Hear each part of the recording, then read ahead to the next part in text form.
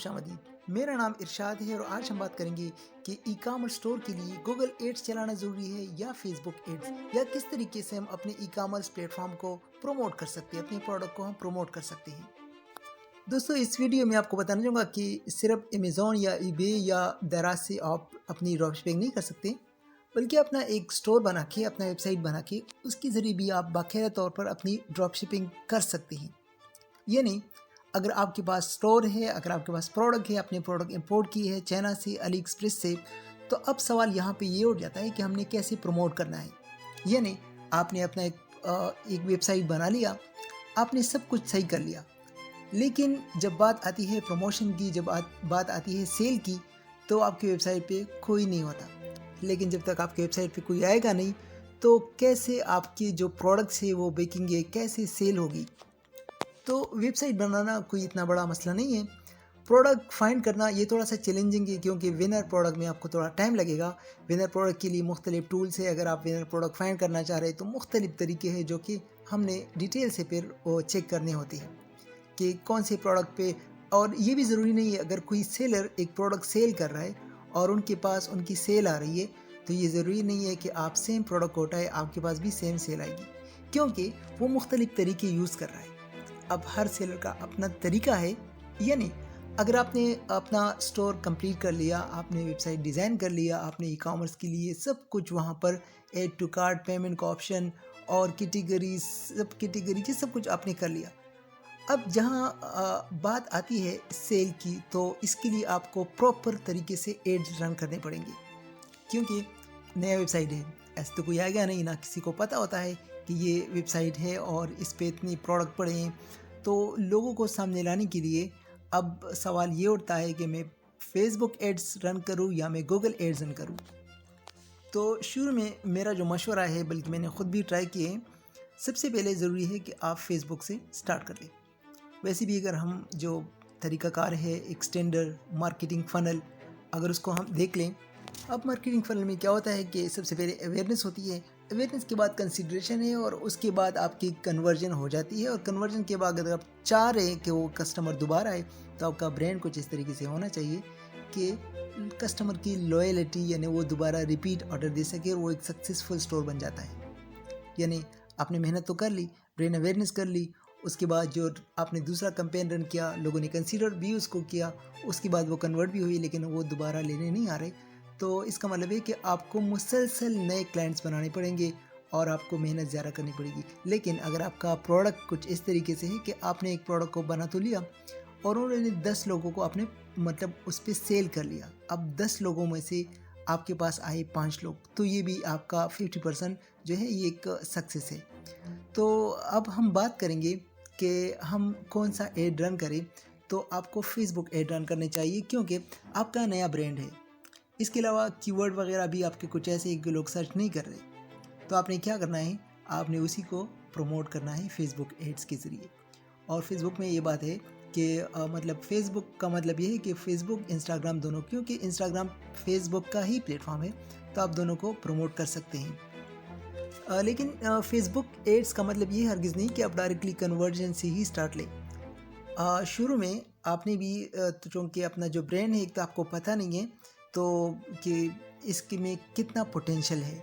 शुरू में अगर आपका कोई भी प्रोडक्ट है या जो आप स्टोर स्टार्ट करते हैं, तो सबसे पहली चीज़ जो चैलेंजिंग आपके लिए होगी, वो ये होगी कि आपको पता नहीं चल रहा कि कौन सा प्रोडक्ट आपके लिए विनर प्रोडक्ट साबित हो सकता है। वो से ऐसे प्रोडक्ट होते हैं जो हम सोचते हैं कि ये हमारे लिए विनर प्रोडक्ट है, क्योंकि हमें पसंद है, लेकिन जब हम एड्स रन करते हैं और उसके बाद हम एंगेजमेंट देखते हैं कि कुछ नहीं होता और ना कोई कन्वर्जन होती है, तो हमें पता चल जाता है कि ये हमारे लिए एक विनर प्रोडक्ट नहीं है। मतलब ये ज़रूरी नहीं है कि जो प्रोडक्ट आपको पसंद आए वो लोगों को भी पसंद आए। तो अब आपको कैसे पता चलेगा कि आपने एक प्रोडक्ट तो डाली अपने स्टोर पे, अब ये प्रोडक्ट आपने सेल करना है, तो आपके पास कौन सा स्केल है जिसके ज़रिए आप इसको नापेंगे कि ये प्रोडक्ट सही है या नहीं है। तो इसके लिए एक तो आपने मुख्तलिफ़ तरीके से इसका मतलब सर्वे करना है, देखना है ये प्रोडक्ट ऑलरेडी कितना सैचुरेशन है मार्केट में, कौन कौन सेल कर रहे हैं, आप कोई बड़े बड़े डीलर सेल कर रहे हैं या कोई ब्रांड है।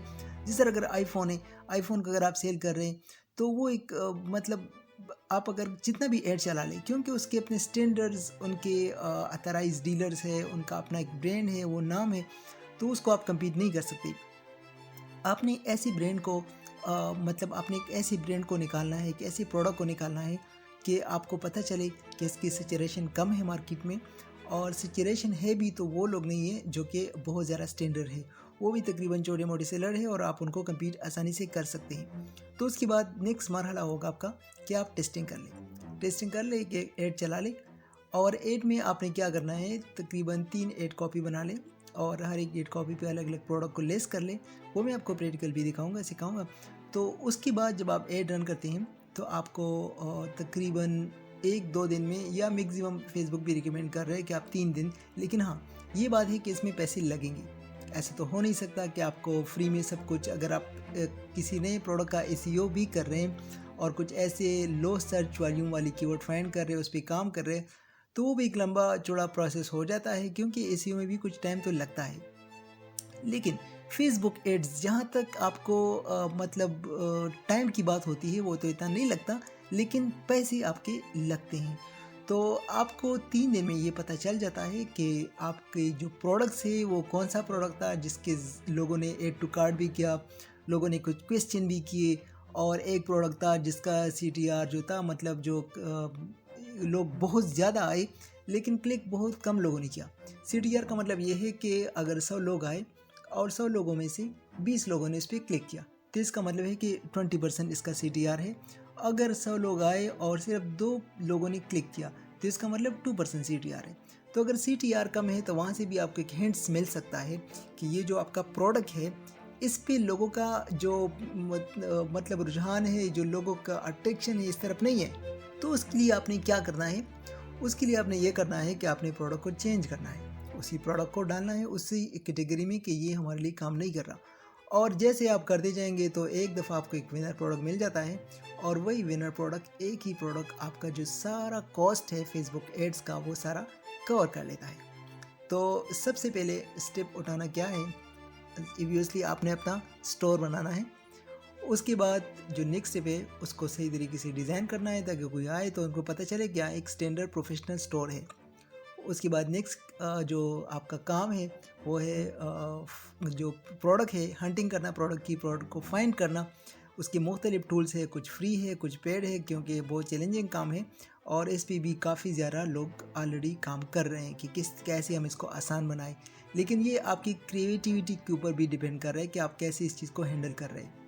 यानी आपकी जो अपनी टेक्निक्स होती है, अगर आप किसी भी दूसरे की पैरवी करें जैसे वो कर रहा है, अगर आप सेम चीज़ें करते रहे तो मे भी किसी हद तक तो आपको सक्सेस मिले, लेकिन कंफर्म नहीं है।